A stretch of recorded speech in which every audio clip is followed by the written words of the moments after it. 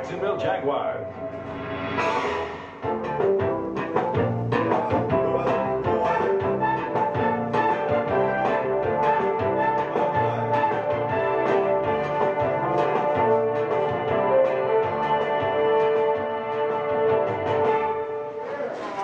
Hi everybody, Dan Hicken live at Mile High Stadium with Pete Mitchell. You guys are going to the AFC Championship game. Yes, we are, man. We're going to start taking this for real now, you know. We got a good team out there. We played well, and hey, keep it going on to next week. Practice hard, and that's what's got us here. It's a team of destiny, man. You guys just keep, Buffalo, Denver, road games, and you win. Well, we're winning, you know. We're playing better football than we were at the beginning of the year, and that's the key. I mean, we got the players to win it. We're just playing well, and now we're executing. That's what it's all about. All right, we'll see you next week, Pete. Right. Pete Mitchell, very happy, and he is off to the AFC Championship game with the rest of the Jacksonville Jaguars. Obviously very excited about it, and we'll have live interviews throughout the game. It's unbelievable, but it's true. The Jaguars keep on rolling by the exact same score as last week, by the way, in Buffalo, 30-27. The Jaguars are victorious. Jaguars are winning. Here's Clyde Simmons right now. Clyde Simmons, you guys got to go in? Okay, got to go inside. They're waiting for him. We'll let him inside, and we'll have more interviews for you in just a second. Back to you in the studio. Hey, Dan, I hope you got well familiar with New Orleans, because I think we're going back, folks. Unbelievable, Mike. Well, you couldn't have written a better script. Jaguars victorious over the Denver Broncos at Mile High Stadium, as Dick Enberg would say, oh my. You said it. There aren't words to describe it except to maybe say, hey, we are going to the AFC Championship, and, you know, also want to go ahead and send hello to our friends and our fans that are watching the postgame show on the Jumbotron. Hey, what do you think, folks? Not too bad, huh? Fired up fans over there, fired up fans, and a fired up Dan live in Denver. We'll go back to Denver. Hey, Dan. Hey. You're there, man. It's all you. Willie, unbelievable. You guys are going to the AFC Championship. Oh, yeah, I mean, that's one thing we dream it every day in practice. You know, we just wanted to come out and play sound football and not make many mistakes, and we knew that we had a good chance to win the game. What did you think, though? You come out here to Denver, you win in Buffalo last week. You seem to be Destiny's darlings. You got 12 men on the field. You're able to sustain the drives. You're mixing it, running, passing the ball. Yeah, I mean, that's just the things you practice, and we've been playing so good this far, and then, you know, each game you gain momentum and you gain confidence and is maturity. So we just come along, now we're in the AFC Championship. Does America take notice of the Jacksonville Jaguars now, Willie Jackson? I think they have to. All right, thank you. Go on inside. Congratulations. Here's okay, we'll have more interviews for you in just a second. They're very happy as they go on inside, and they'll be out in just a second. We'll have interviews for you in just a minute. We're waiting for Coach Coughlin. Back to you in the studio. Okay, thanks, you know, Willie Jackson got him pepped up. He goes, my younger brother Terry's got a ring. I want one too. Mike, I'll tell you something else that perhaps fired at the Jaguars. This is a fax copy from what appeared in the Denver Post this morning. This is from a gentleman named Woody Page. Let me quote a couple of things from this article this morning. Jacksonville Jaguars, what league are they in? When did the NFL start letting USFL teams participate in the playoffs? Did I miss something? Or are the Jags from that goofy World League or the Continental Basketball Association? We'll tell you where you can find Mr. Woody Page later. Let's right now go live to Tom Coughlin in Denver. Even with a 10-point lead, you're not safe. 11-point lead, you're not safe. But again, I told our players at the beginning of the week that I believed we could win. Didn't know how it was going to come down. Couldn't give them that script. But I felt like the way we've been playing, we've been opportunistic. We play as hard as we can. We find a way to win. We did it again today. I'm very proud of these guys, very proud of everyone in this organization who's worked their butt off to get to this point. Tom, what can you say about Natron Means and the performance he's had the last few weeks and again today? Well, I think I can say a lot about Natron, but a lot about a lot of people. I mean, what Brunell did at the end of the ball game was incredible. You know, our football team just hung in. And that touchdown to Jimmy Smith in that situation was just huge. What adjustments did you make after the first quarter, honey?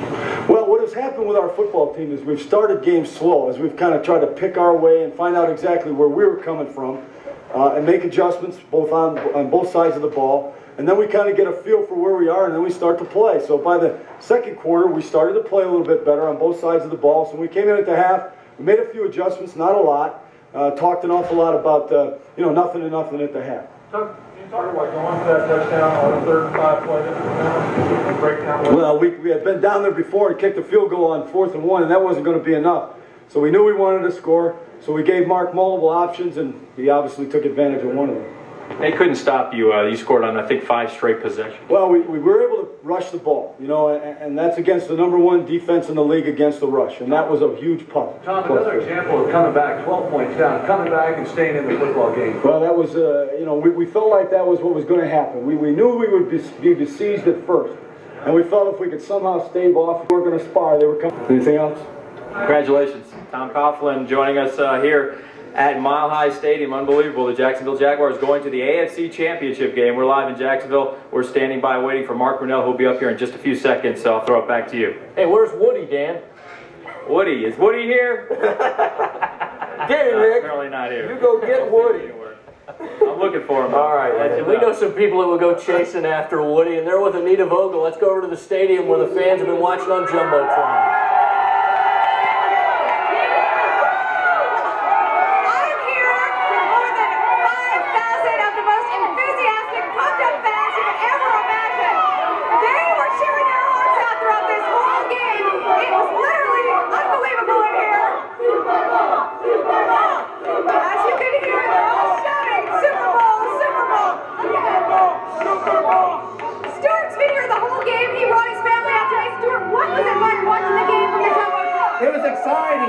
Everyone came together, we pulled together, no one thought we was going to win. We won, we beat the team that we had to beat. We're going to the Super Bowl, we're going to win the Super Bowl. Yes!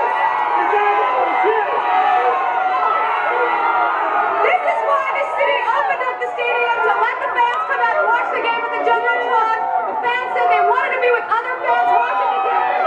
What was it like? Did you think the Jaguars would do it? They're the champions and we love them and they're the best. They are the best in the world. All right, as you can imagine, the party will continue here. Right now, I'm going to toss it back to you in the studio. All right, thanks a lot, Anita. Best fans in the world right here in Jacksonville. The best football fans in the country. They have stayed behind this team from the very beginning. Mike, you got to give them a lot of credit. To Mile High Stadium, Dan Hicken standing by. Dan, what's up, man? That's right, and we got Mark Brunell who's coming up here. Mark, congratulations. What a game. Wow. Wow, that's right. And we did what a lot of people thought was impossible, and you know, just another game very similar to the Buffalo game in that it didn't look pretty early. You know, they got up on us, but we were able to calm down a little bit, and we got some confidence going for us right now, and we're having a lot of fun. You don't get rattled when you fall behind. You had 3 straight 3-and-outs, no first downs in the first quarter, but you just kind of, as Coach Coughlin said, trying to feel your way and working. I think it's that, and you see what they're. Got a long way to go. We got a short way to go. AFC Championship and then the Super Bowl.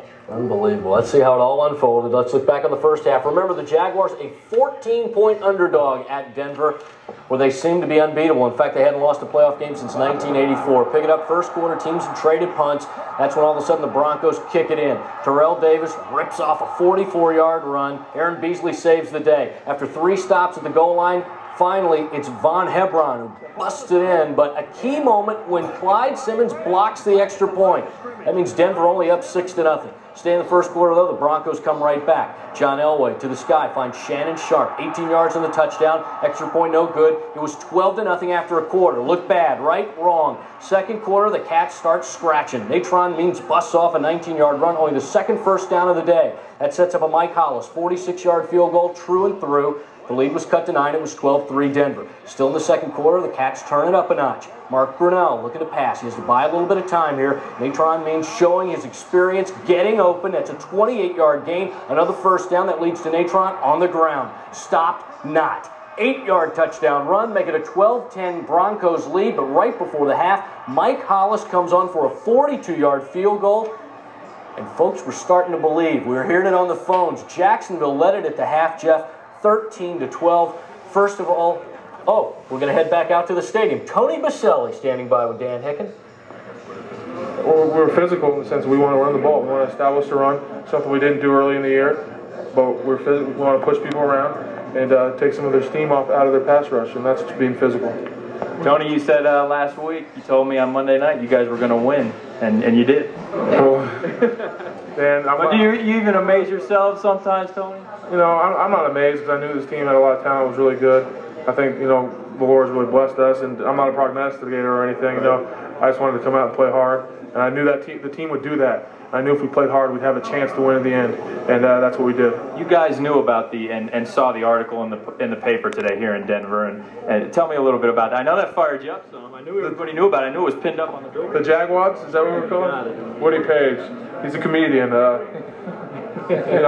laughed at it because it was so ridiculous. It was humor. He should write for Martin Short or some comic or something, because he does some good material, but it was a joke. It was ridiculous. The article had no merit at all. We were going to come out and play hard. If we're an expansion team or a USFL team, I think people know who we are now. And we're going to come out and play hard next week and let the chips fall where they may. 30 points 2 weeks in a row, Tony, by this offense. And talk a little bit about Mark. You guys knew John Elway's on the other side. You guys knew you had to get some first downs, and you end up getting a touchdown. Mark makes a great scramble and then the throw to Jimmy. Mark's an excellent player, as everyone knows that. And now everyone in the nation is starting to realize he's one of the better quarterbacks in the NFL. He has a lot of God-given talent. He uses it. He's a leader. He's tough. He has a lot of respect to the guys up front. And we rely on him quite a bit. But now Nate Tron's starting to pick it up. The offensive line's starting to pick it up. We have great wide receivers, and this offense is showing its true colors. Can't wait to see you Monday night, Tony. Congratulations. Tony Mazzelli joining us outside Mile High. Little message there on a personal note. Back to you guys. Another installment of Monday Night All the players just love that, don't they? When things are down, we can still hang in there, and we've been able to do that. We were able to do that today. You knew this game wasn't over, Mark. You knew John Elway was on the other side. You knew the offense still had to make some first downs. Talk about your scramble. Well, the scrambling sure helped us today. We enabled us to get some big plays, and that's what it comes down to. Coach Coughlin talks about you got to have big plays to win big games, and we were able to. I was able to get out of the pocket a little bit, and receivers got open, and so it was a good day for us. Once you made multiple options on the touchdown pass at the end. Good questions. Once you had Alfred miss on that one early scramble, that really started getting the momentum at all. Well, that really helped. That was kind of a shift in the momentum, and that's what we needed. We needed a shift. We needed guys to get some more confidence going. We needed to sustain a drive and get some points. And once we got some points on the board, we got things going, and we're able to keep adding to them. Coach Coughlin mentioned multiple options on the touchdown pass. What were your options, and why did you decide on the one? The first or the second touchdown pass? The last one. That's really a basic play. Before the play, I got in the huddle and I said, Jimmy, if he's impressed, run a fade. And it came down to that. The options were kind of taken away once I saw the DB in press, and Jimmy with the guy one-on-one in press coverage, he's going to win. I just threw it up and he made a fine catch. Mark, we're talking again about the respect thing with this team and how the league needs to start respecting, or maybe doesn't, or calling the newspapers. They certainly got everybody's attention. Well, it certainly did. In fact, we pinned it up in our locker room. We were called the Jaguars. Is that it? And there has been a lack of respect this year for the Jaguars, but I think we've gained that. I think we're gaining that. We're still a young football team. We have a long way to go. But certainly today was a big step for us. Mark, what about winning on the road in the playoffs? Teams don't do that like you guys do. Well, I think once you can get the crowd out of it, if you can handle the crowd, and we go to a silent count, and we've been able to execute that successfully, and realizing that on the road is tough. We struggled with that early on. I think our first 6 games we were on the road and we lost, and so to get this going, to win on the road means a lot to this football team. We're just maturing. We're getting there, and but we have overcome a lot of problems that hurt us early in the season. Where's this rank for you?